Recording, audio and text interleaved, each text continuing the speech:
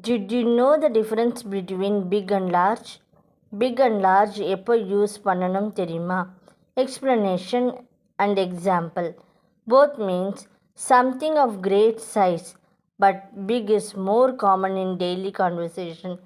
இரண்டுமே பெரியது தான் அர்த்தம். ஆனால் பிக் நாளடைவில் பேசுகிற இங்கிலீஷில் அதிகம் யூஸ் ஆகுது. Example, this is a big problem. இது ஒரு பெரிய problem. He lives in a large house. அவர் ஒரு பெரிய வீட்டில் வசிக்கிறார். Tips. So remember, big daily use, large formal or descriptive use. So நினச்சிக்கோங்க, big casual use, large formal use. Did you learn something new? Comment with a big like. இன்றைக்கி புதிதாய் கற்றுக்கொண்டீர்களா?